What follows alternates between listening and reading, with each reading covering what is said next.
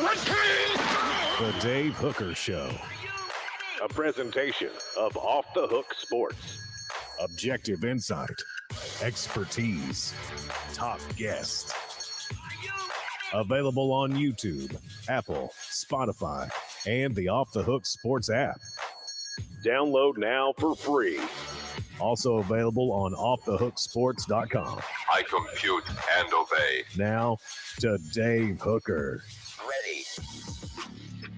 Here we go, and a loaded show, absolutely loaded. Welcome to the program. Coming up today, a new entertainment district at Tennessee, and also why NIL players, based off what I've been told, currently have too much leverage as far as prospects coming to schools and saying, I think I'm worth this. A little bit scary, something Tennessee and other SEC schools are going to have to deal with. And then Victor Wembanyama had me wondering the biggest bust of all time. In case you don't know him, he's the biggest basketball prospect since a guy named LeBron James. And I started thinking about other SEC ballyhooed players out of high school. Now, he is old enough to come to the NBA, and he'll be the first pick by the San Antonio Spurs, but came up with a couple of guys that you probably remember their name in recruiting, but you don't remember their name from the fall. So we will get to that. A lot on the program. How are you, Caleb? Your lighting is much better, and hopefully we won't have any sort of goofy technical issues like yesterday. But we're off and rolling. How are you, sir? I am doing good. Yes, I went from being an angel and heavenly to coming back down to earth. God has told me that I need to come back in man form. No, I'm kidding. I'm not going to be blasphemous, guys. How was your birthday, by the way? It was good. It was good. It was pretty cash. It was a Wednesday, so, kind of not much to do. Gotcha. Rock it over the weekend if you need to, or maybe you did it last weekend. All right, here we go. Hit that like button. The thumbs up button helps us bring in more people.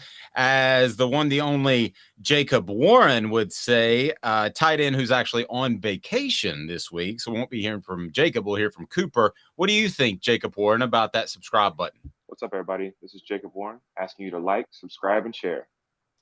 Dave needs this. Yes, he does. So today, by the way, the Celebrate 98 series, if you haven't subscribed yet, please do so, because we will visit with Sean Ellis, who did quite well in the NFL, and also another special guest. We'll have a couple of editions of the Celebrate 98 series coming up on the YouTube channel. So again, I encourage you to hit that like button and subscribe. Celebrate 98, 25 years since Tennessee won a national title. So let's take a look right now at CBS Sports ranking of the top 25 Power 5 college football coaches entering the season. Let's start with Tennessee.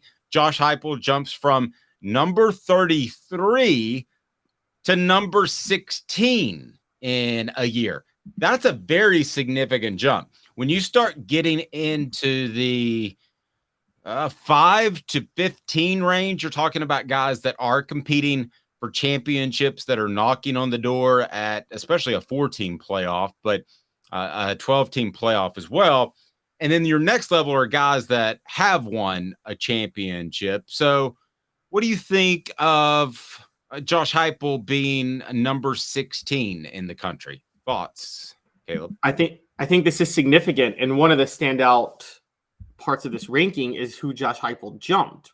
He jumped a lot of people, but one of the people that was at the expense of, who took a giant nosedive, was Jimbo Fisher, who went from 5 to 20.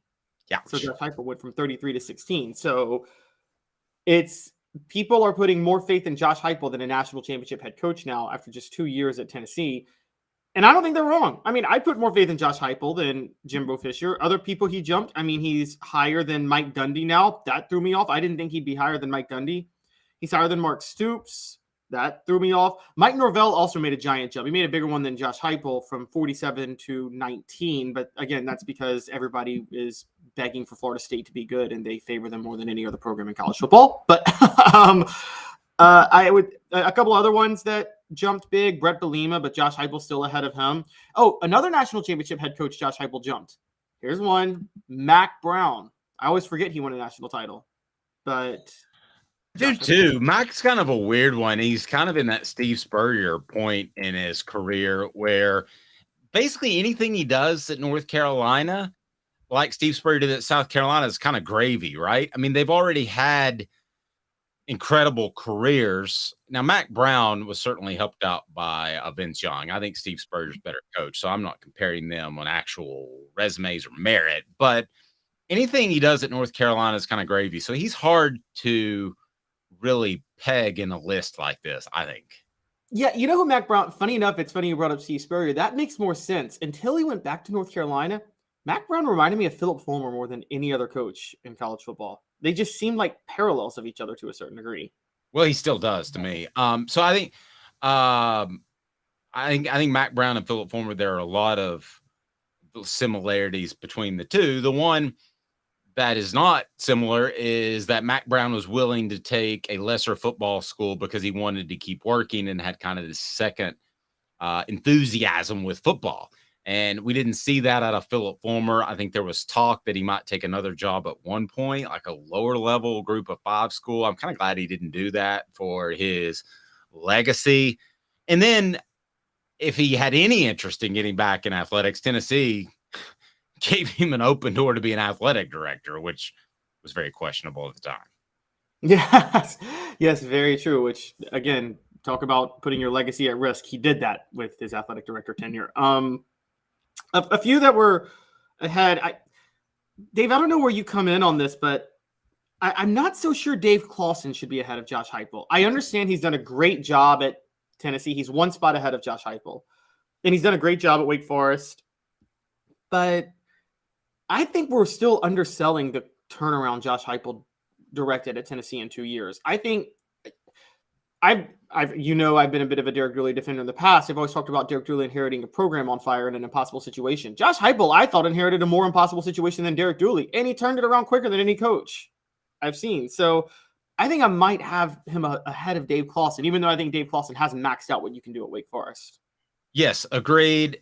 But if Dave Clawson was just a fantastic coach, he's maxed out what he's done at Wake. He was a former offensive coordinator at Tennessee.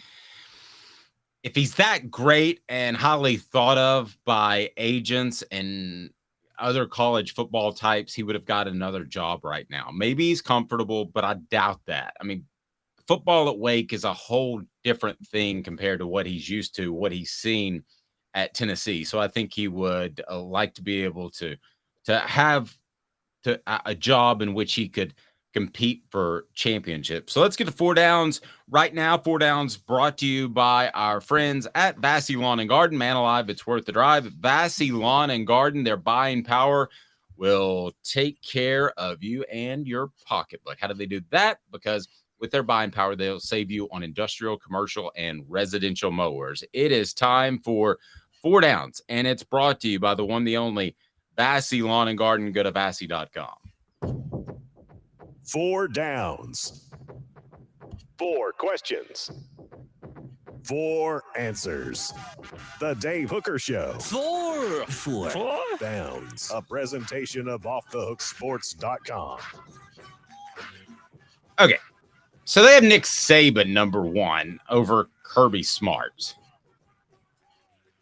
I understand the history, but right now, from what I've seen, and keep in mind, Georgia is 1-7 against Alabama, so it's not like they've completely turned the tide. Hint, hint, hint.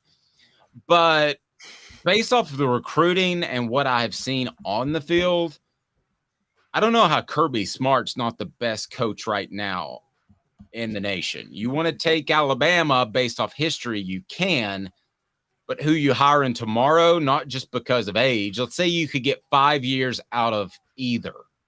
Don't worry about age. Let's say they're both 60 and you got 5 years to get as much as you can out of them. Which one are you taking, Kirby Smart or Nick Saban? I'm sorry, Dave. I'm still taking Nick Saban. If I can get 5 years, I'm still taking Nick Saban. And I think, look, Kirby Smart's all things being equal, Kirby Smart's at a better job than Nick Saban's at. That's crazy to say, but if all things are being equal, Georgia's a better job than Alabama. It's an easier job. You're absolutely right. I've got no argument with that. I think it's a better job. I think it's got a better recruiting base. So that was first down. You would have Alabama number 1, as would I. Then you have Dabo Swinney coming in at number 3. Sorry, not on board with this. I'm not sure that he'd be in my top 5, to be real frank with you. And the reason is I think Brent Venables put together that defense a lot like John Chavis with talent was able to do under Philip Fulmer. We could go on and on and on about how on the other side of the ball, Gus Malzahn at Auburn and all the guys that have had success as coordinators really propped up a head coach. I think Venables propped up Dabo Swinney to a large extent, and I just don't see them winning another championship. So behind him is Lincoln Riley, Jim Harbaugh, Brian Kelly. Is Dabo Swinney on second down overrated? I say absolutely at 3. It's hard for me because I get your point. As a pure X's and O's coach, I'm with you. But the thing is, I can't knock Dabo Swinney's, and he's really good at hiring the right staff. I mean, he just went and got Garrett Riley out of TCU. So, yeah, I think that, we talk about the guru versus a CEO when it comes to head coaches. I don't think there's a better CEO in college football of a program than Dabo Swinney because he knows who to hire. Now, he doesn't know what to say all the time. So, no, I would probably knock him down. I would probably put Jim Harbaugh ahead of him, and I would probably put Brian Kelly ahead of him. I'm not sure I'd put Lincoln Riley because, look, I'm going to talk about this later this summer. It's one of the topics I've wanted to dive into, comparing Lincoln Riley to Josh Heupel, because they're very similar in certain ways, but they're like Heupel. There's a big question if Lincoln Riley will ever have the defense to win a national championship. You said something a couple of different times about Riley going to Clemson. You seem sold on that as a great hire as an offensive coordinator. He was at TCU. They put up incredible numbers, but how much of that was Sonny Dykes? I feel like I'm still unsure if that's a fantastic hire or not. Well, remember Sonny Dykes was fired by Cal, and he had a bit of a Mike Leach problem where, rest in peace, where he was committed to his way of running the air raid and no other way. And I think Garrett Riley is the one that added more versatility to it. And so I do think, look, I put a good bit of faith in Dabo with who he hires for his staff. Back in the day when he lost Chad Morris, which really helped propel Clemson, was Chad Morris and running that spread. I don't even think Chad Morris is that good of a coach, but he ran a spread when no one was running it. He goes and gets Tony Elliott, does a pretty good job there. I think what Dabo is very smart about doing is identifying what offense nobody else runs into his conference at the time. And he says, hey, if I run that offense, they have to prepare for this in just 1 week. And that's going to be really, really hard. That's been Dabo's skill the whole time. Kind of like Georgia Tech and the triple option for years. Okay, so the top 10, we're going to get to third down. Top 10, Penn State, James Franklin is number 10. Wisconsin's Luke Fickell, 9. Ohio State's Ryan Day. Utah's Kyle Whittingham is number 7. LSU's Brian Kelly, number 6. Michigan's Jim Harbaugh is number 5. Southern California's Lincoln Riley is number 4. We talked about Dabo. Out of that 4 through 10 group, third down, who is overrated? I got 2 obvious ones, and it's 2 Big Ten East coaches, James Franklin at 10 and Ryan Day at 8. We're on the same page. We're supposed to debate these, but I can't argue with either of those. Yeah, they're just both massively overrated. Yeah, I mean, I believe there are, we talk about LSU being a great job, and it is, but I believe there are 15 to 20 coaches that could do what Ryan Day has done at Ohio State. Now, Kyle Whittingham's the interesting one to me as we get to fourth down, the most underrated coach. So we did overrated. We agree on Franklin and Day. Who's the most underrated coach on this list? All right. Are you ready? Yeah, I'm ready. I'm scared, but I'm ready. All right. Hold on to your seatbelts. Clark Lee should be way higher than 56. Oh my gosh. At Vanderbilt. It's okay, but that's the point. He's at Vanderbilt. And he went 5-7. He beat Florida last year. Okay, and he beat Kentucky. He's at Vanderbilt. Look, okay, Dave, a question. Clark Lee is number 56. Billy Napier or Eli Drinkwitz is number 51, and Billy Napier is number 43. Of those 3 coaches, who would you say did the best job last year? Of which 3 again? Give them to me. Clark Lee at Vanderbilt, Eli Drinkwitz at Missouri, Billy Napier at Florida. Well, Clark Lee did. Wait, how are Billy Napier and Eli Drinkwitz ahead of him? Well, I was just going out of the top 10. You don't have Clark Lee anywhere close to the top 10, do you? No, Clark Lee is not my top 10. If there's a coach who should be top 10 who is not, I would go with Mark Stoops. I just think I don't think we appreciate the job Mark Stoops has done at Kentucky. Interesting. The Mike Gundy thing, where did he end up on this ranking? Mike Gundy ended up at number, 17 on the ranking. Can we get a fit down like the old Colorado game back in the day? He's always been overrated. Always. I think he's got a good offensive mind. I think he's a snake. I'm going to be honest with Mike Gundy. One, for those who don't know, he lied to Trooper Taylor. You probably know that story, Dave, right? Just flat out lied to him to lure him away from Tennessee. Yeah, but I think Trooper was pretty motivated to move too. That's probably true. But on top of that, that whole I'm a man, I'm 40 thing that he did, that was nothing but virtue signaling at the time. That was to try to make a statement to recruits of, look at how I defend my players. Ask the player who he was defending at that time. That player was never happy about Mike Gundy doing that at all. He transferred at the end of the year. He says he will tell you to this day that Mike Gundy did that for show, to promote himself, and it wasn't in defense of the player. Here's the bottom line with Mike Gundy. He's best known for having a mullet, best known for screaming his age at a reporter. And by the way, it was people that demean reporters, like Greg Popovich, just for fun, for sport.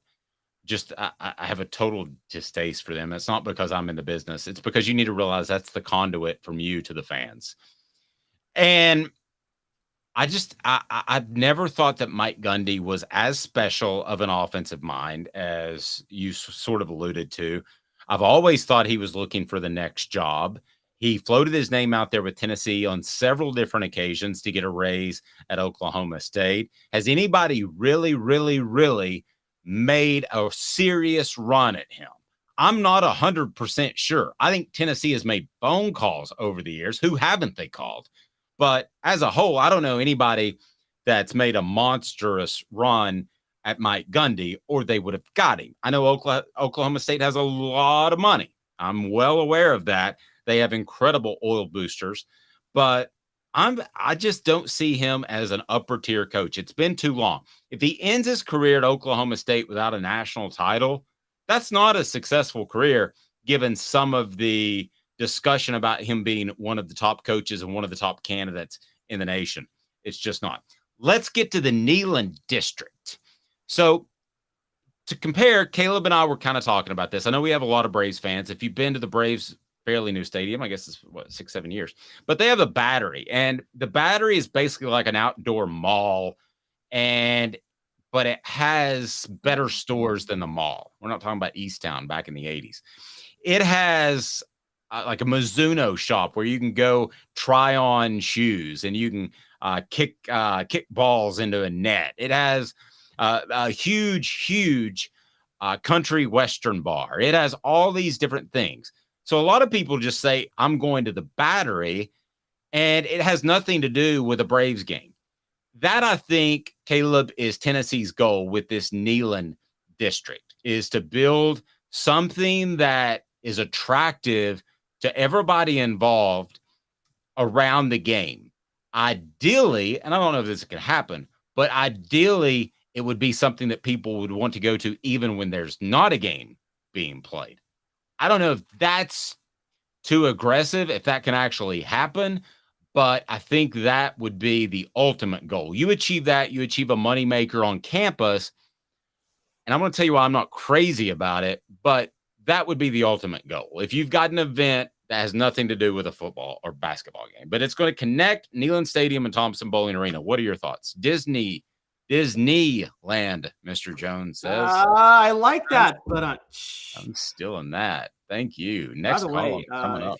if you look through Tennessee football history and Disney animation history, what's considered the golden age of Disney animation was right around the golden age of Tennessee football, which was the late 30s, early 40s. Their history tracks. I have no idea what that means, but good. And the renaissance of Disney animation was the 90s. That was the renaissance of Tennessee football. Okay, sorry, but so I'm going to be the wet blanket for just a second on this deal. All right. I don't think you're going to create a whole different venue for people to show up at. So it's not going to be the extent of the Battery. I think it's just going to be a game day atmosphere, albeit that could be for basketball or football games. So there's a lot of days that it would be used. But I don't think people are necessarily going to go there instead of downtown. Now, what Danny White has working for him is there is no more strip. I don't know who has been down to Cumberland lately, but it is all apartment buildings. The old bars and restaurants that used to be there, they do not exist anymore. It's terribly sad. So maybe students go there, but this sounds like a type of place they can't afford. So how does this fit in the grand scheme of things, Caleb, as far as Tennessee athletics? And I want to hear your thoughts on the message board. What do you think about the Neyland Entertainment District? All right, what do you got, Caleb? Oh, man, Dave is just one of those old guys. It's like, I want it my way. I don't know. I mean, I would spend this money seems like it's coming out of everywhere because they had a fantastic year last year. But shouldn't you spend it on coaches and now players via NIL? It doesn't. Here's what I will say. By the way, for the record, funny enough, I actually think that one thing you missed, I still think the strip is going to actually be the reason this may not work, because there are some bars, they're just not on the strip. Like Cool Beans is like right off the strip. And let's be honest, like, you know, that's affordable and probably still going to be more fun than any place around here because it's going to be too expensive. Cool Beans is the exception, though. I mean, there used to be like 18 bars in like a 6-block section. So where I'm going to get at is, look, for those who, I'm going to tell a story. 15 years ago, when I was a sophomore at Tennessee, before I had transferred out, my grandparents had visited. My late grandfather and my grandmother had come, and I showed them around campus. We walked around Neyland Stadium. We all thought the area behind the south end zone was the biggest eyesore and waste of potential of all of campus. Because for those who don't know, the south end zone goes right up to the Tennessee River. Mm-hmm. And it's an eyesore, Dave. It was an eyesore and it didn't look good. And it was like, how are you letting this area go to waste? This is going to connect Thompson-Boling to Neyland from the south end zone. Finally making something appealing about that part right there before you get to Calhoun's on the river. So I think this is a brilliant idea because of that.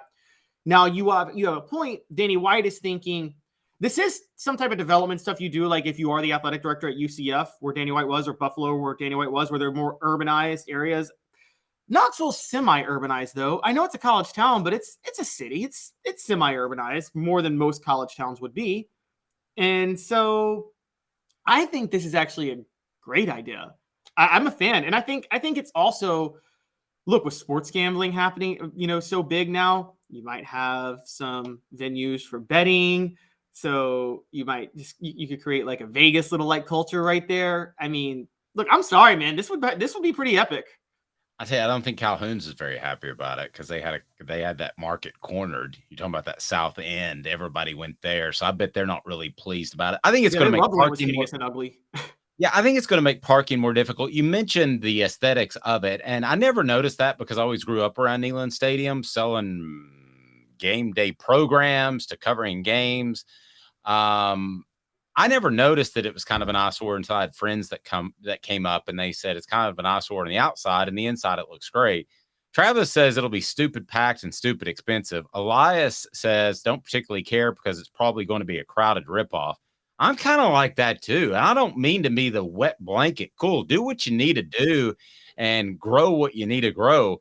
But it doesn't really blow my skirt up. SC Scout guy said South Carolina essentially is doing the exact same thing. They bought the entire 850-acre tract next to the river, next to Williams-Brice, and developing it. They should have done that a long time ago. That'll help South Carolina. Yeah, they needed something around Williams-Brice for years. Yeah, and it's not going to be as packed. So the Neyland Entertainment District, the NED, as you might call it, or Disneyland, I'll take it or leave it. Okay, doesn't do a lot for me. This is why I also think it's good. So remember, because this I think will be better than the Battery. I don't know if you guys know this. Cobb County, you probably know this, Dave. They basically fronted all the taxpayer money to build that stadium in Atlanta without the consent of the taxpayers, and they're all upset about it. And the way they thought they could supplement the revenue was to create the battery. And they haven't. They've lost money on it. It's been a terrible deal for Cobb County. Messed up the property value. It's been horrible. They issue too many bonds. They can't pay it back. Luckily, this isn't the same with Neyland Stadium in Tennessee. This is going to be donors and boosters doing it. It's not like Knoxville taxpayers are funneling this money to do this. I also will believe it when I see it. I've seen a lot of these projects that ended up at about 70% of a coolness factor compared to what you thought. 2 minutes, Josh Ward. What upcoming opponent should the Vols be most concerned about in order? He's got a column on offthehooksports.com. It's fantastic as we rank Tennessee's opponents. Portions of the program brought to you by Campbell Cunningham, Taylor, and Hahn. Look at me. I got LASIK from Campbell Cunningham, Taylor, and Hahn. My near and far-sighted vision is no longer a problem, and they're local. With the local vision centers, your annual checkup. They did LASIK for me. They can do cataracts for you as well. Josh Ward of the Sports Animal up next. 2 minutes. Family has been creating jewelry since 1986, each piece unique with a story all its own. I'm Rick Terry with Rick Terry Jewelry Designs. I'm a jeweler, and I want to be your jeweler. We're grateful that you chose us to be Knoxville's best jeweler. My family and staff look forward to serving you. So please come see us. Kingston Pike and Campbell Station Road in the heart of Farragut and downtown on Gay Street, right next to the Tennessee Theater. Hi, Mike Davis here with City Heating and Air, reminding you to always dare to compare. Our team provides quality local heating and air service, installation, and maintenance across East Tennessee. We use only the best equipment like American Standard heating and air conditioning for your residential, new construction, or commercial needs. Honesty, dependability, and customer satisfaction have been the cornerstones of our business since 1961. City Heat and Air. Dare to compare. With all that sun, sand, and salt water, the beach is a very relaxing place. Unless you wear contacts. Ow! Open your eyes to the best the beach has to offer with LASIK vision correction from Campbell Cunningham Laser Center. Do you want to own the more that owns every job? Then get to Vassey Lawn and Garden in Cleveland and get you a Toro. I'm David Vassey, here to talk to you about Toro. With a Toro Zero Turn, you'll get more out of every minute and you'll reach the finish line faster. At Vassey's, we like to say, no matter if you're mowing 3 acres a week or 11 lawns a day, homeowners and business owners alike find confidence in equipment they can trust from top to bottom. Vassey Lawn and Garden, Highway 60 North in Cleveland. Man alive, it's worth the drive. These mountains hold and defend a spirit far better than moonshine. A drink that holds flavor that becomes necessity. A hard cider made and relished by folk who are as hearty as they are legend. A refreshment that can only be found in one place. With a taste that makes you say, give me 3 bottles of the good stuff. Tennessee Cider Company, where necessity can be found. Objective coverage. Hey, that's new. If we get caught, we're going to jail. The Dave Hooker Show, a presentation of Off the Hook Sports. YouTube, Apple, Spotify, and the free Off the Hook Sports app. I'm going to need to see some identification. Back to Dave Hooker. This guy is the sports animal. Josh Ward joins us. He's on noon to 3, the flagship station of the Vol Network, right there in Knoxville, WNML. Josh, how are you, sir? I'm good, guys. Great to be with you. What do you think of the Ned? Yeah, the name that you're coming up with needs work. I would say that for sure. I'm word shopping it. Yeah, I like the idea that there is use for that space besides 7 Saturdays a year. So trying to make a 12-month use out of a large amount of space and turn it into useful venue, something that will look better long-term. That makes a lot of sense. We can workshop the name. Orange Light District, Orange and White District. Can come up with some different ideas. Orange Light District. Yes. I love that one. What we need.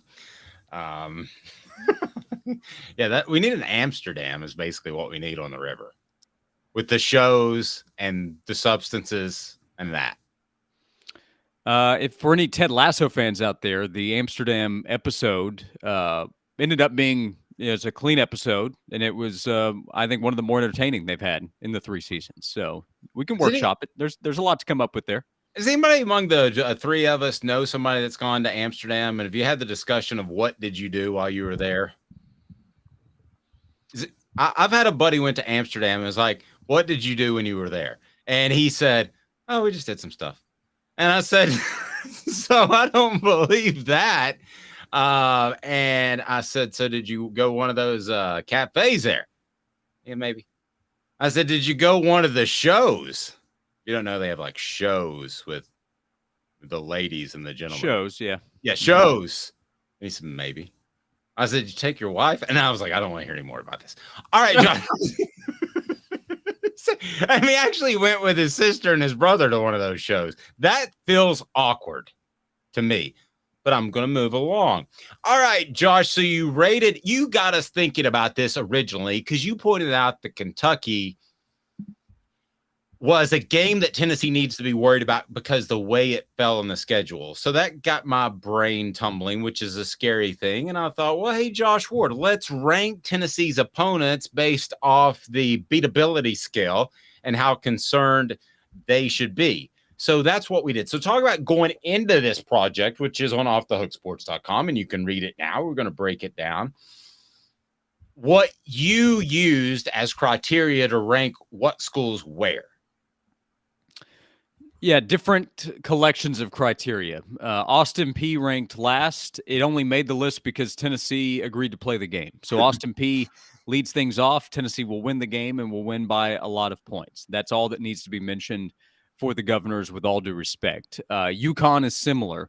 Jim Moore did a nice job. I think was better than a lot of people expected last season getting to a bowl game. But if Tennessee had played UConn in a bowl game, the Vols would have crushed the Huskies and will do so at Neyland Stadium.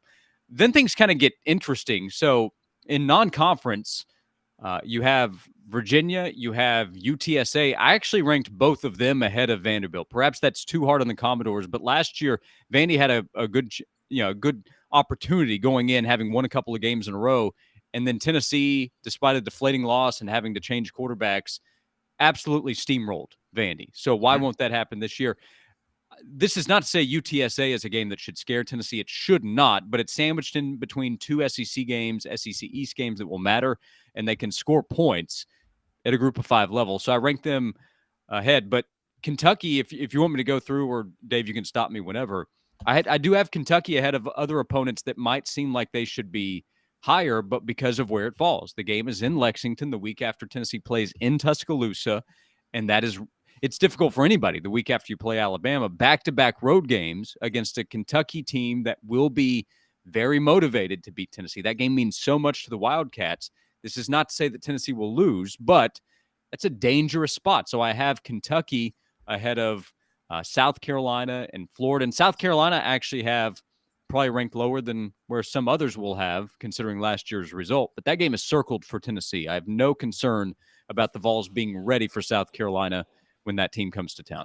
Couple of schools I want to discuss, and I know Caleb wants to discuss Texas A&M because he believes there's a chance that the Aggies will just disband their football program this year, not even show up at Neyland Stadium. So that would be a win by forfeit.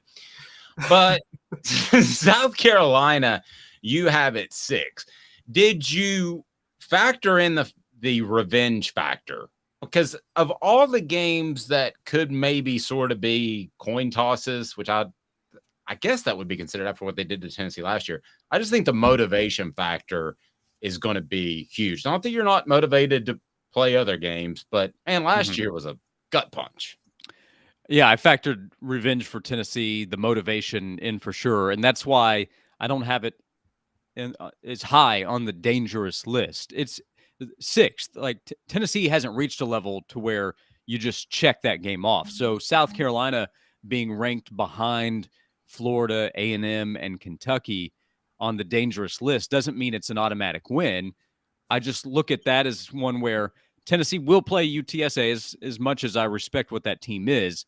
That's a lighter opponent compared to SEC teams that Tennessee will face in terms of preparation for the next week. It'll be in Knoxville. There will be no reason for Tennessee to overlook South Carolina. Quite the opposite, considering last year's result. And I still see South Carolina as a program trying to catch up to where Tennessee is. So it's a game that Tennessee could lose. But if Tennessee is focused, which I don't think was the case for everybody last year, then Tennessee should be the better team and should beat South Carolina. Josh's appearance brought to you in part by City Heating and Air Conditioning. 50 years of integrity, 50 years of service in Knoxville. Your HVAC unit may not need to be replaced, just may need a part or some coolant, so you know you'll get the right call with City Heating and Air Conditioning, cityheatandair.com. Click the thumbs up button if you haven't subscribed yet. You're crazy because the Celebrate 98 series continues with Sean Ellis. Hit it, Caleb.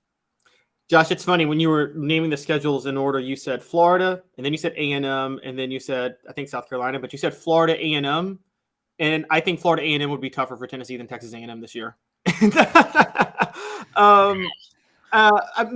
question I have for you with how Texas A&M could be ahead of Florida. At some point, did Jimbo Fisher like try to pick up your mom or something? Caleb hates Jimbo Fisher like nobody else. I don't hate Jimbo Fisher, but no, he didn't. And it's more likely Jimbo Fisher's ex-wife tries to pick up me. So, okay, so. All righty, there he goes. That's high hot heat right there, Josh. In case y'all, I'm sure y'all all know the story on that one. But Josh, Texas. My issue with you having Texas A&M ahead of Florida is that Tennessee still has to visit Florida, where they haven't won since 2003, and they've only beaten Florida twice in the last 17 years. Mm-hmm. And they get Texas A&M at home and Texas A&M off a bye. So forget like where the teams are going to be, and I think Texas A&M is going to be awful and collapse this year. Don't those things make Texas A&M an easier game? I mean, Josh Heupel off a bye, isn't he almost unbeatable? Yeah, so that one I probably struggled with more than any other. The difference ended up being Texas A&M's players. Their roster is significantly better than Florida's.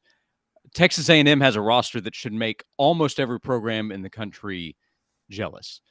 The problem is that it's been mismanaged and the offense has been embarrassing with the level of talent that it has and the results that we've seen the last couple of years. So you could end up being right. Like if it falls apart and Texas A&M disappoints again and they force Jimbo Fisher out despite his high buyout, I won't be surprised. And from a scheduling standpoint, I did note in the column, Tennessee has the advantage having the week off while A&M has to play against Alabama. It simply came down to players. But I agree with you in everything that you're saying about Florida. Going to Gainesville is not easy. And odds makers are making Tennessee a touchdown favorite right now at Florida, which is actually a huge number considering Tennessee's results there. But it's also the first game in SEC play. And what if Tennessee has a difficult time early in the game offensively and it's tied and you start to wonder? So if you say Florida should be ahead of Texas A&M, I have no strong argument against it. It simply came down to players. If we're wrong on the side of, okay, it's going to fall apart. Let's say Bobby Petrino does come in and work wonders with Connor Wegman, who is talented. Like Florida would love to have him at quarterback. And then all of a sudden they have this 5-star running back that's come in and they have future NFL players at wide receiver. And we still have questions about Tennessee's defensive backfield. All of a sudden things could get interesting in that game. And their defense has all kinds of talent. So it was simply a roster bet on Texas A&M that they get things figured out. But it could turn out that this is a disappointing season for A&M. And if it doesn't work out this year, they can't have Jimbo Fisher continue to coach because they have too much talent to waste it. Yeah, but man, the buyout's like still like 75 million plus, isn't it? Man, they're in a hairy mess. I kind of go think drill some oil and pay it. But that's if that's if it doesn't work out. Just a few years ago, they were the team that everybody said that's the snub to not be in the playoff. So it hasn't been that long, but they almost beat Alabama last year, despite having a terrible season. They were a play away from beating Alabama, and 2 years ago they were 8-4 and beat Alabama. So if they're capable of doing that, they are capable of winning in Knoxville. You know what you get right before you get to oil, right? There's a pocket of, do you know what? And it's very valuable. You might know this.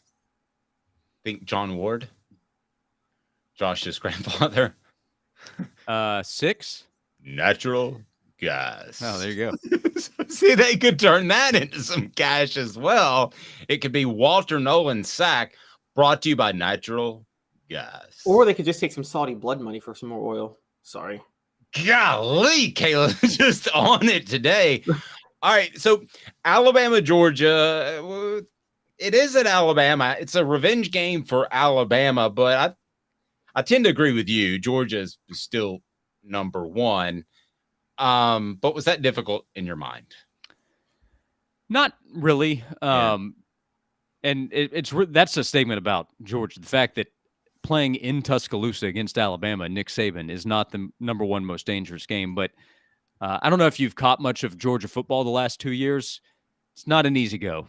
And Tennessee was good enough to beat Alabama. I know it was in Neyland, but Tennessee was good enough to beat Alabama, and that was with Bryce Young playing spectacular football. He was special that night in Neyland, and Tennessee won the game. Well, Bryce Young plays for the Carolina Panthers now. So with the concerns that Alabama has by Alabama standards, that to me creates less concern than what you face from Georgia, which also has to replace its quarterback. But Georgia's going to replace its quarterback with a very talented player who's been a part of the system, and they do have a new OC. And both games are going to be really difficult, and Tennessee will be an underdog in those two games. Right now, though, those are the only two games, Alabama and Georgia, that Tennessee would be projected as an underdog. Just it has to show that it can be topped before it's not going to be number one on anybody's list. And if I put this list together for anybody that had Georgia on the schedule, Georgia would be the number one most dangerous game because they have NFL players all over the place. Let's play an over-under real quick. How many times could I bench press Bryce Young's weight, which is roughly 195? So, Caleb, you set the over-under. 3. Okay, let's put it 3.5. Josh, you taking the over-under? You're a lifter. I would say over. I think it'd be over. Let's turn to the NIL. Josh and I were having a discussion, which is bizarre to think about. There's Jamarcus Russells of the world and those type of guys, and Josh Allen's that weigh 250, and he's like a $185. I'm not sure Bryce Young's going to agree to it, though, just to be clear. No, and if it were a person, I know this from doing this bench pressing my wife. I know that when you have a person, it's tougher because you have to balance it. That's much more difficult than just being on a bar. I'm sure you know. I'm sure you bench pressed your wife before, right, Josh? What were you going to say about NIL? So you and I were talking yesterday. I think these NIL cats, and I wrote a column about it, the transfers, even the high school guys, have way too much unfounded leverage in that they could show up in anybody's office and say, hey, Arkansas State and Butch Jones offered me $250,000. Are you going to give me $350,000? And it can't go checked. Unlike all the professional leagues, you can see an offer sheet. You have no idea if the kid's lying. I would bet that every school that's active in NIL at a high level, and Tennessee would be one of those, has gotten bamboozled by a kid at some point and paid him more than he actually had on the table from another school. Yeah, I think it's a common conversation that takes place. Recruits or transfers saying, hey, I have this kind of opportunity, and coaches having to decide what's real and what's not, what's worth it and what's not. Now, in some cases, you'll have real offers and you'll have tampering involved, and you'll have a player show the current coach who will then use it against the other school. There was a good story from The Athletic this week that I would recommend people check out. But on the recruiting trail, especially with the way things have gone the last couple of years, I think it would be very easy for a prospect to say, well, I've got this school. They want to give me this. What can you do? Can you match? How high can you go? And a coach has to figure out, okay, what's real? Or whoever that prospect is talking to in that process, and try to figure it out. And I think that can be really challenging and can add to the list of headaches that coaches have to deal with. And this is not to say, hey, feel bad for all the coaches, but remember, some coaches aren't making what other coaches are in the world of college football. A lot of coaches, they're still on the rise trying to manage all this. and it's a lot. And there has always been a lot of lying in recruiting, and that's gone both ways, coaches to prospects, prospects to— I think Josh maybe broke up a little bit. Josh, you would finish that last part. I think we maybe lost your microphone. What was that last part? No, we lost your microphone. What happened to your microphone? You were throwing high heat there. My issue with being able to come to a coach and say, I'm worth this, is there is no checking it. There's no checks and balances. So that's the biggest concern. And Tennessee, let's face it, has put a target on themselves, Josh, and they've done so because they've been really open about their willingness to spend NIL money. I'm not saying throw the baby out with the bathwater. Just keep doing what you're doing, but there are some repercussions for being known as one of the greatest NIL schools in the nation right now. Yeah, it can be used against you, or you can be used in the process where others, like, it may even out, honestly, where sometimes you're being used, sometimes a prospect is using your name to try to get money from another school, and the school says, we're not going that high, and then you end up getting the player at whatever the real value is. I don't know that. I know that it's creating more obstacles and it's creating more headaches, and it's only going to add to the plate of what coaches and schools are having to deal with. So there's the recruiting aspect, there's the transfer portal level where a player, not even a prospect, I guess he can become one again, but a player can come to a school and say, hey, I've heard from such and such, or I've got a couple of suitors that have reached out. And maybe you name the school, maybe you don't. Maybe you're telling the truth, maybe you're not. But then there's the valuation aspect. The collective and or the coaches, if we're being honest about how it all works, have to decide, is this real or not? Does he have a real opportunity or not? How valuable is he? How high can we go? Players talk. If we give something to somebody, does somebody else want that number or more than what he's currently getting? And it's just a lot. It's a lot. And I think there's been a lot of that over the last, couple years now. And there will be more of it. It's like asking your financial advisor to be your football coach. Portions of the program brought to you by AndyMasonRealEstate.com. AndyMasonRealEstate.com. Best service, best prices in Knoxville. 40 years of experience in his office. He's my realtor, should be yours. You're going to waste thousands of dollars if you go with another realtor. AndyMasonRealEstate.com. I know we're pushing Josh, but Caleb, go right ahead. Well, Josh, you and Dave both disgust me. Okay. Good. For years, for decades, college coaches have held the upper hand, and they've been able to snake pay players all the time. Players commit to a school, they couldn't transfer. The coaches could leave whenever they wanted, and the players would be screwed. Players couldn't get paid. And not to sound Bernie Sanders here, but you guys sound like you're trying to protect the billionaires giving the NIL money out, okay? I'm saying, you know what? These rich people that throw this money out, whenever the producer or the worker or the talent gets screwed, they say, oh, that's just capitalism. That's just the market, man. It's just how it works. All of a sudden, when they're the ones getting screwed, now they want some regulation all of a sudden, I see. So now what y'all are seeing is we need some sort of regulation to protect the millionaires that are giving out this money. Give out the money. That's on y'all if you're stupid enough to give out too much money to players and they shake you down. That's how I am. Let the players get your bags, players. Don't listen to Josh and Dave. They're holding y'all back. Josh, I don't have a problem with them getting as much as they can, but as far as legislation, are we going to depend on the NCAA to legislate anything? In my lifetime, they've never done a great job at that. No, they have not. And there's no way to count on them right now, from what I can tell, with the transfer process.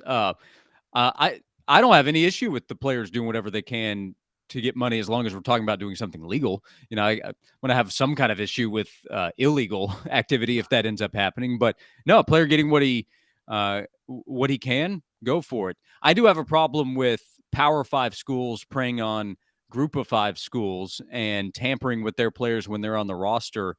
And Group of 5 coaches, those would be the examples of guys. They're nowhere close to billionaire status.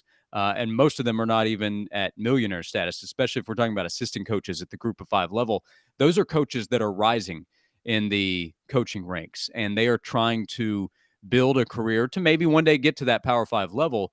But if the Power 5 school is tampering with their players and stealing them away, a group of 5 coach doesn't have a whole lot of options. If a player is tampered with and he doesn't actually want to leave, he can then bring that evidence to the coach, and the coach can do something about it. If a Power 5 school tampers with a group of 5 player and the group of 5 player says, I'm out of here, I got my bag, I'm leaving, what's the group of 5 coach supposed to do? You can say, turn in the coach. Okay, well, that's really good for your career opportunity. If you're known for turning in coaches, even if what you're doing is the right thing, that's not going to help your career advancement. It also is not going to get you your player back. Your player's gone, realistically, in this scenario. So coaches that are not making nearly what SEC coaches or Big Ten coaches are making, those are the ones I feel for. The coaches at the Power 5 level that are making crazy amounts of money, yeah, I don't feel for them as much. I recognize what they're having to deal with. Those would be the coaches where I would say, okay, you need to decide, is this for you, or do you want to move on and do something else? Brian Polian at LSU decided, you know what, I'm going to go do something else in the world of college football. And he left LSU, where he was an assistant coach, and then it transitioned to a different role in the department and decided to go to a Division III school, John Carroll, and said, you know what, I'm out. I'm going to go do something else. So for the Power 5 coaches, I don't feel for them. For the group of 5 coaches or below that don't make nearly that amount of money and they have to deal with all this extra stuff and have no power against it, I feel for them. Josh, I know you got to run. But last thing, I think I know where you stand on this, but let me ask both of you guys. If everybody's tampering, do you want Josh Heupel to poach people? If you're a Tennessee fan from group of 5 schools, not Power 5 schools, but group of 5 schools, is that something you want to see? Is that something you're cool with? Caleb, should Tennessee fans be cool with that? Josh, should Tennessee fans be cool with that? Talking about from an ethical standpoint or a competition standpoint? Well, we're just going to make it a ethical or competition standpoint. Well, both. No, not really. I mean, if we're talking about actual tampering, no, I would not be cool with that. But before NIL, the truth is, if you want the truth without all the details, is the truth is that players at every school was getting something. They were getting something somewhere along the way. That was the truth of it. And the truth of it now is that all schools have somebody. I'm not saying the head coach. I'm not saying all the assistant coaches, but all the schools have somebody who's doing something to make sure they don't fall behind in their opportunity to get the best players possible. Because if they don't get that player, their rival will. Be good. Get out of here, man. Noon to 3, WNML. I appreciate it. Thanks, Josh. Check out his column on offthehooksports.com. Be good. You got it. Thank you, guys. Thanks, buddy. Have a good one, Josh. What about you, Caleb? I mean, okay, here's the thing. If all the group of 5 schools are being tampered with, I don't think that's going to hold back group of 5 coaches because they're competing at the group of 5 level, and every other school has to deal with what they have to deal with. So it kind of evens out to a certain degree. The issue is if you're in a group of 5, you're hoping that one of your relationships one day will get you to a Power 5 job. So yeah, but how would this hold it back as long as you don't snitch? Well, but if it's tampering, what's wrong with snitching? I have no problem.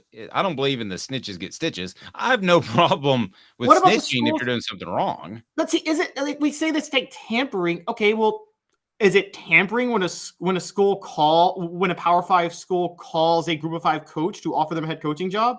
Theoretically, that's tampering.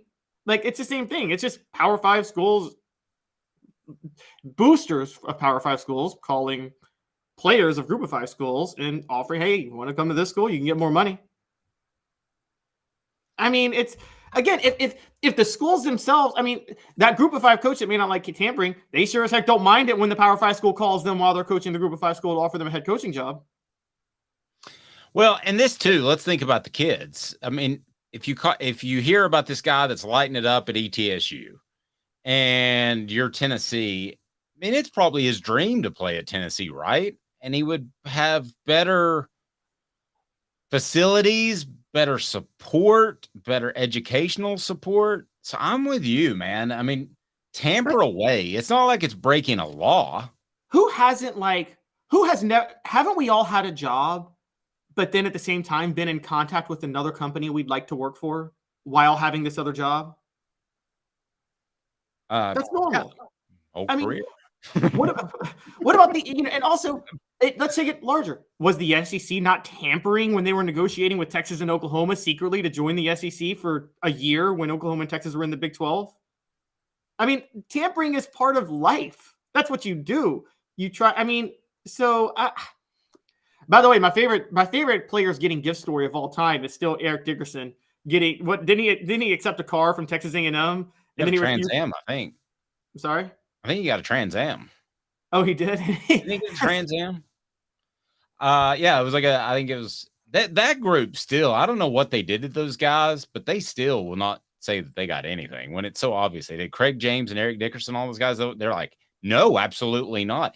SC Scout guy said the thing, I just don't want the government involved. I'm fine if Power 5 gets together and makes enforceable rules, then that is fine. I just don't want someone like Congress getting involved. I got bad news for you, SC Scout guy. The SEC wants Congress involved. Talked to Greg Sankey about this at SEC Media Days last year. And I don't know that it's going to happen anytime soon because he was talking about the midterm elections that are going to slow things down. And hopefully the presidential election is going to slow things down. What's that? Now the presidential election is already ramped up. Right. And he said that. He said, and then you'll have so when does it? So, I mean, I was blown away. I thought the NIL thing would have some sort of regulation within weeks or months. And he was talking years. So does it ever get in front of Congress? Probably not. And you have to remember, this isn't a nationwide scandal. It's not even a scandal, but it's not a nationwide sports issue like the steroid thing with baseball. So you're not just going to pop in front of Congress on a Tuesday afternoon because you're the SEC and you would like a seat at the table.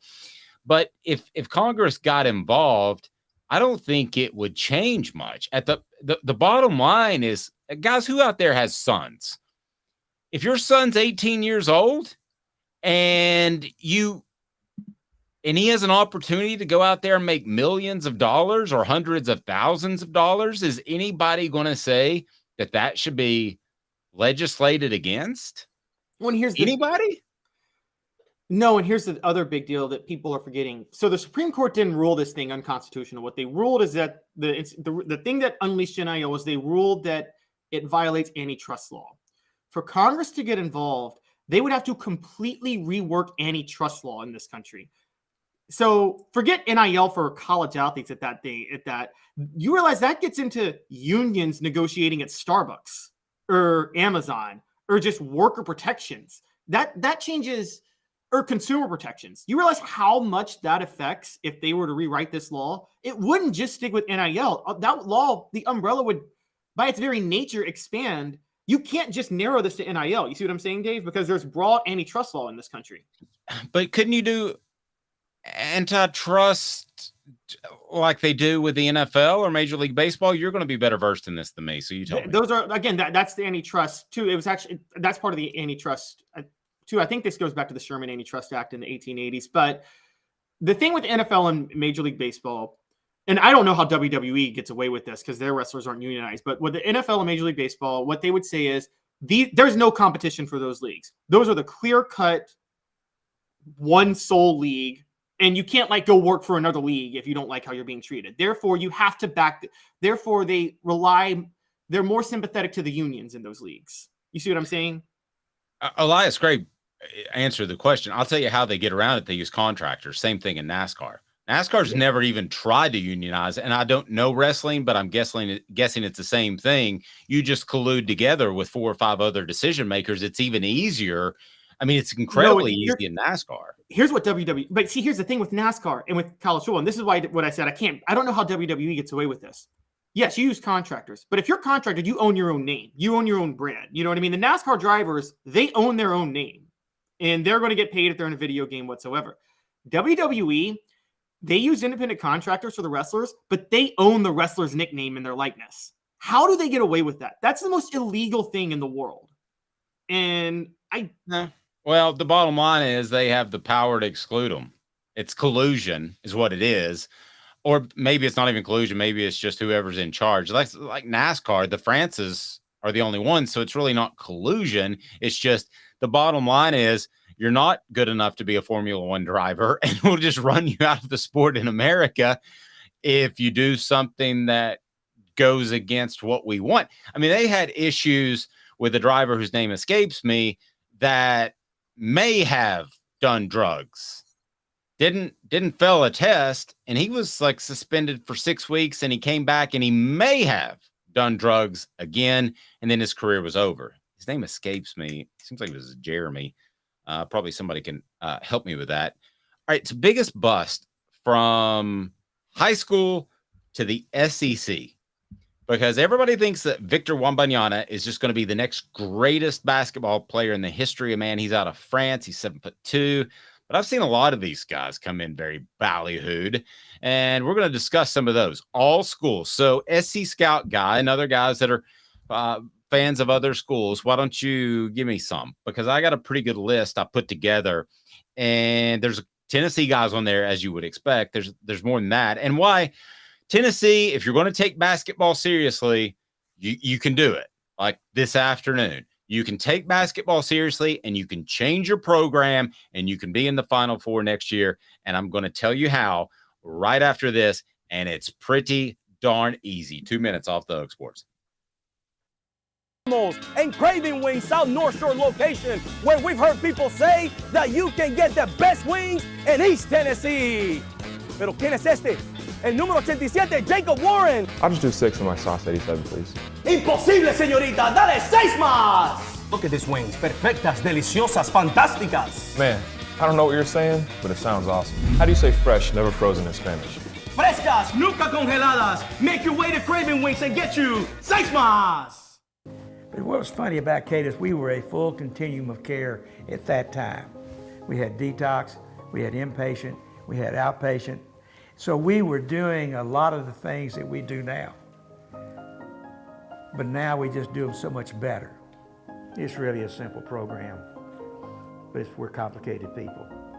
I am what I am, and now I got to do something about it. You can take your life back.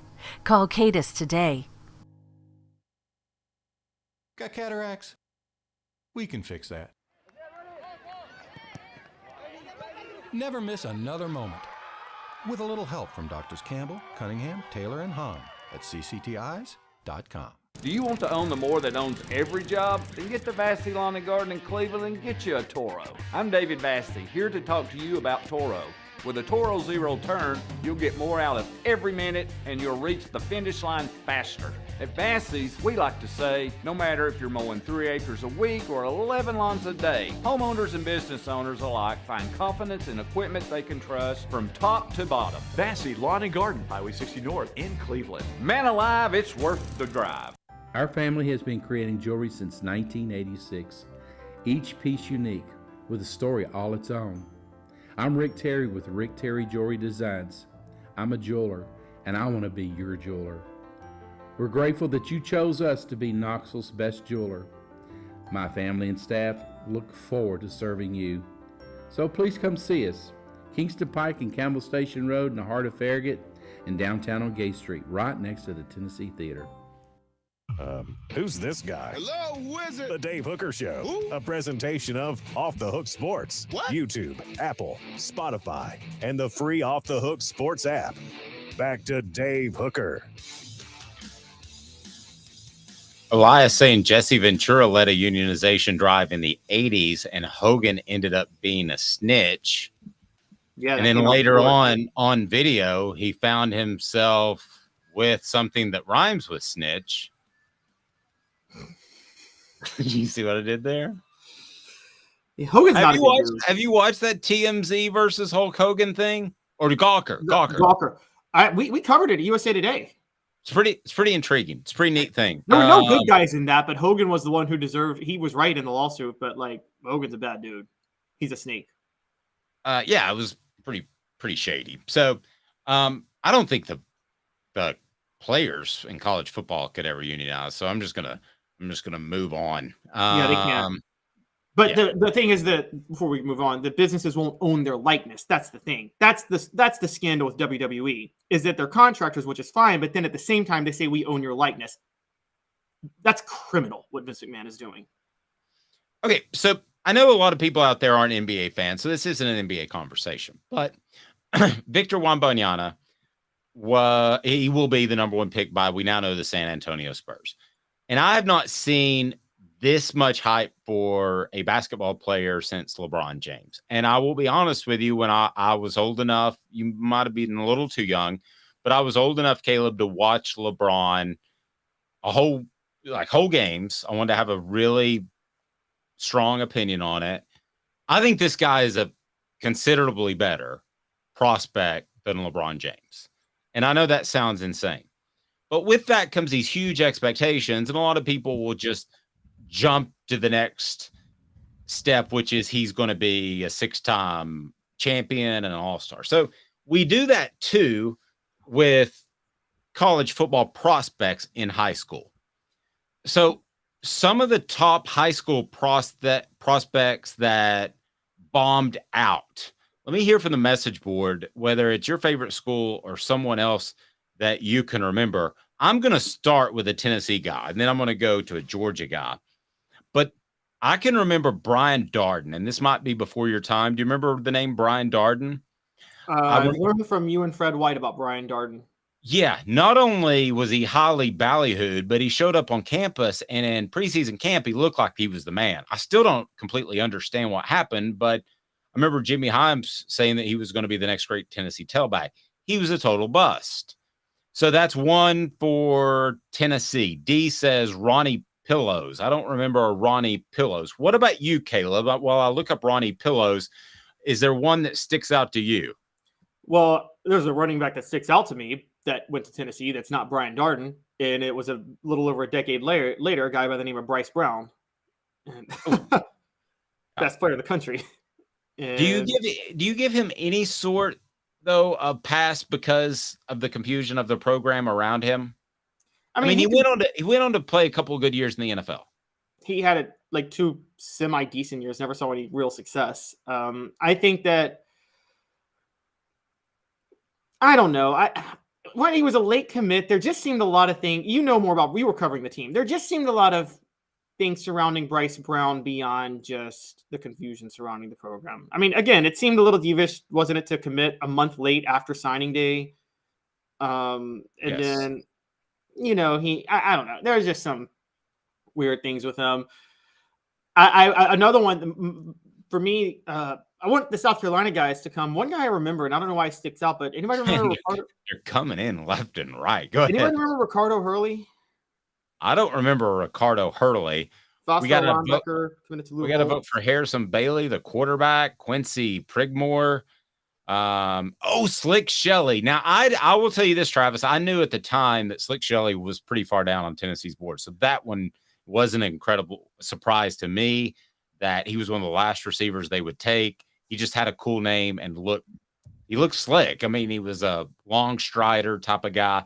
So that one didn't surprise me. Here, I reached out to an SEC source that covers several different schools. So how about this? Mitch Mustang. That's a pretty big bust. And if you remember, he was at Springdale, Arizona, and he had 2 really highly rated players around him. One was a tight end, and then he had a running back, I believe, that was highly rated. They both had great careers and just busted out. Here's another one, LSU. So Mitch Mustang went to Arkansas, flamed out. Ryan Perlew, LSU. Who remembers that one? I remember that. John Chavis couldn't figure him out in the 2007 SEC championship game. How many times have we heard that story? Yeah, no, he's about the only one that couldn't figure him out. Now, there's a Georgia running back that I know that you know, and he was just, as many great running backs as they've had, he was supposed to be the best. Can anybody remember who I'm talking about? Georgia running back. Rhymes with Banks. Speaking of James Banks, was a big, huge bust because of his own ego. Jasper Sanks. Yeah, there you go, Elias. Jasper Sanks was supposed to be the next Herschel Walker. There was no doubt about it. So that was one. And I'm curious if you guys have any more, because listen, that's part of the fun of recruiting. You know, we got so far yesterday down the path of the Emmanuel Okoye guy that Caleb, you said that he might contribute this year when we went into it thinking he was a project player. So it's fun to go down that path. The other one was Jonathan Congo. Was it? Jonathan Congo. Yeah, Jonathan Congo. So okay, somebody said, let's be fair to Congo. They hope that he's not that guy. Sorry, go ahead. Yeah, to be fair to Congo. See, I'm always friendly, and this is high school and college to the NFL.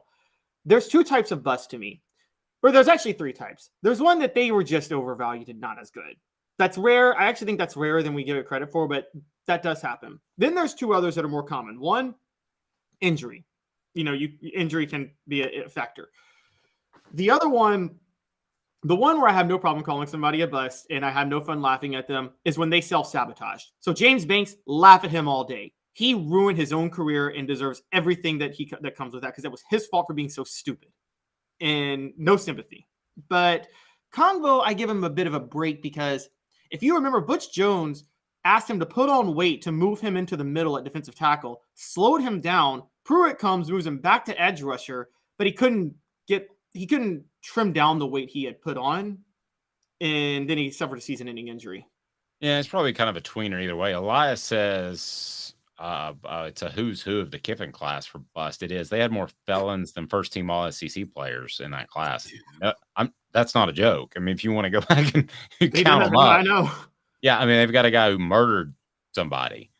So that's bad. That was a big reach class.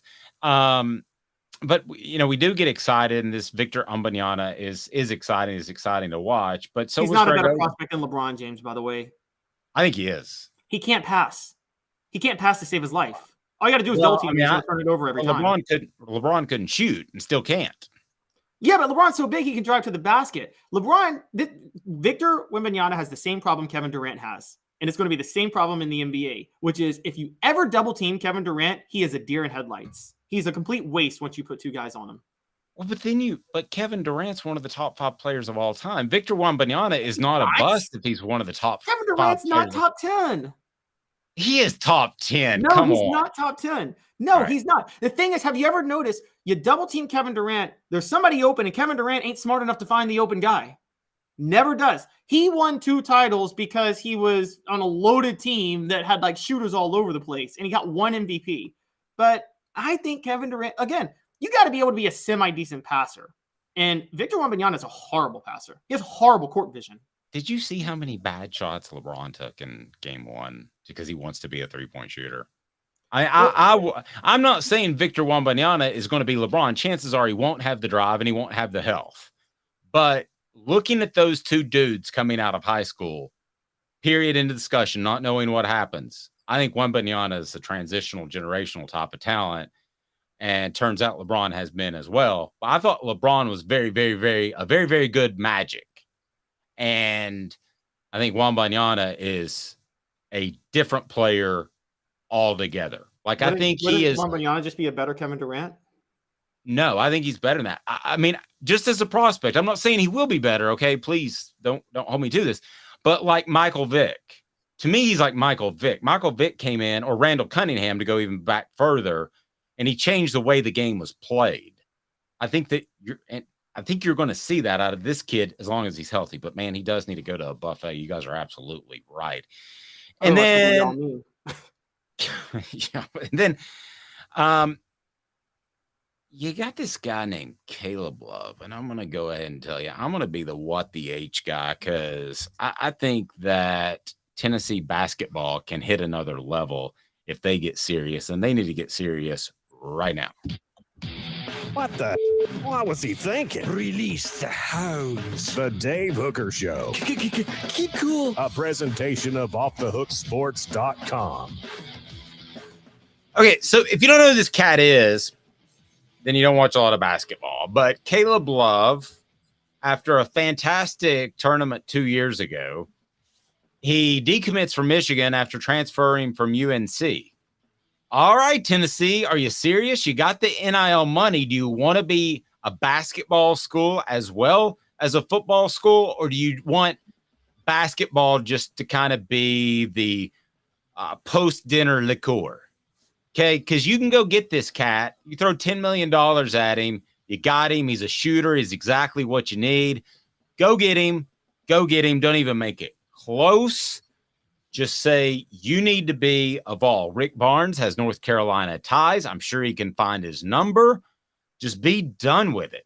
And this guy could have as big of an impact on a basketball team for 1 year as Nico could have on a football team for 1 year.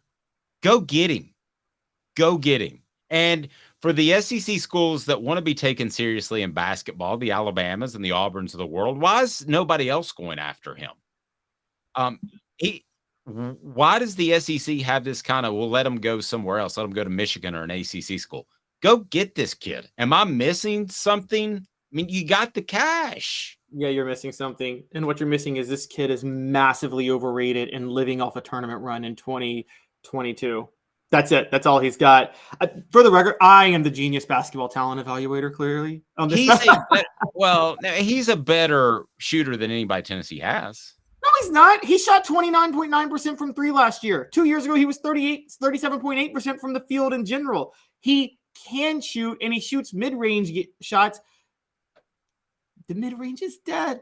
He's a fit for Barnes because Barnes believes in these low percentage stupid shots, but I don't think it's a conducive to winning. If Caleb Love is going to fit anywhere, it's going to be at Kentucky because of Calipari's dribble drive, which would work in his favor. Rick Barnes doesn't run the dribble drive.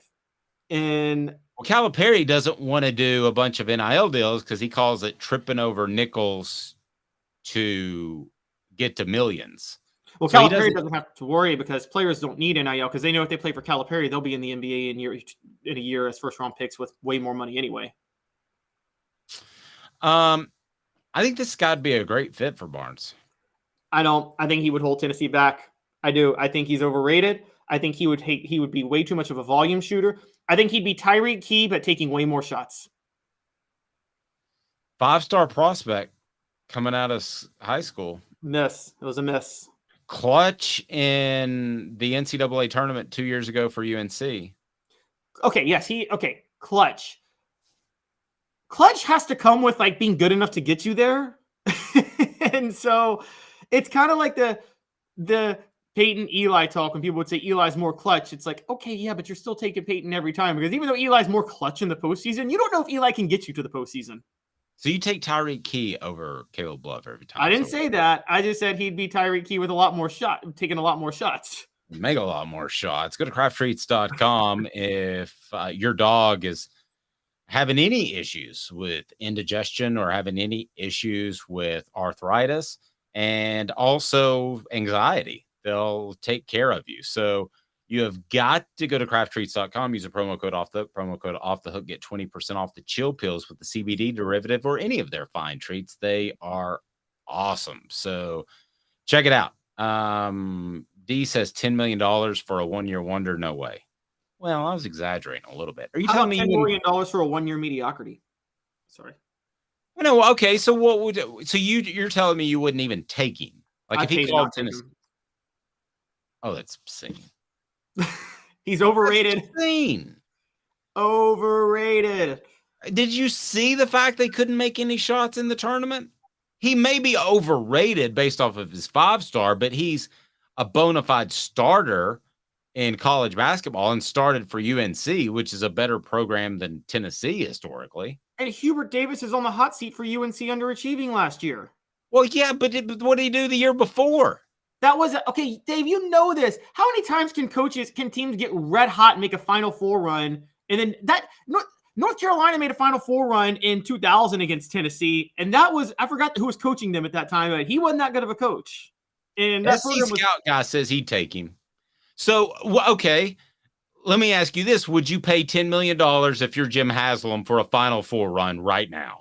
Guaranteed Final Four run. Write the check, whatever it is, Caleb Love or whoever. Would you write the check to make a Final Four run? Yes, the principle of opening up the checkbook to get elite basketball talent, I'm with you on. If we want to talk about that, you don't think he's the guy. You don't think he's the guy. I just don't think he's the guy. I would pay $10 million to get. Well, here's the thing you have to remember: Tennessee's not going to get the guy until they prove they can get to the Final Four. So it's the chicken or the egg thing. Well, you're not going to get to the Final Four with Caleb Love. Okay, that was a fluke run 2 years ago. That's not happening You got again. to get there with somebody. Their recruiting is a bunch of transfers who are just kind of okay. And this guy's better than the transfers they've taken in. They're recruiting well. Remember, they have J.P. Estrella, Cade Phillips, Freddie DeLeon coming in. Those are all 4 stars I just named. Well, I was talking about transfer guys. The transfers they've taken recently. Yeah, they're recruiting. They're recruiting sharpshooters because they need more shooting. Because as I said last year, Tennessee couldn't buy a bucket. Okay, so you want to turn down the best shooter in the 2022 NCAA tournament? Yes, because that was the biggest fluke of all time. He got hot the way how many? Yes, that was a fluke run, that 2022 NCAA tournament. He's overrated. He's not that good. That NCAA tournament run is. I'm trying to think of a player. Who's a player that had a great bowl game, and we thought they were great because of a bowl game. Well, Dave might say Joe Milton, but okay. Great. Think of somebody. You know what that 2022 NCAA tournament run is? Oh, you're gonna love this. You're gonna love this. That 2022 NCAA tournament run is the equivalent of Alex Brown's 1999 performance against Tennessee when Florida played Tennessee. Alex Brown became an All-American type player and considered an NFL draft pick because of that one game. And you and I know, Dave, he was one of the most overrated players that ever played football. Yeah, and that was T shaking his hands, if I remember correctly, right? T shook his hand. Yeah, no, when he was under center, he would shake his hands right before the snap. So Alex was reading that. Oh, okay. Well, yeah. So I think I did hear about that. But so it made him look a lot better than he was because he was getting a pre-snap read. And I don't even think he told his teammates, which sometimes you don't do, because then some idiot defensive tackle will tell. He'll mention to the offensive lineman, hey, we got you. You're shaking your hands. And I think Alex Brown just totally took advantage of that situation. That made him a 3-year household name at Florida, and he never had another game like that. But people kept talking about him like he was a star because of that one game. Somebody to shake his hands.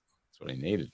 Have a fantastic afternoon, morning, day, whenever you're watching. We appreciate it. It's Caleb Calhoun. I'm Dave Hooker, a presentation of Off the Hook Sports that is live wherever you stream, in particular YouTube and Twitter at 10 a.m. Eastern Time. We'll talk to you next time.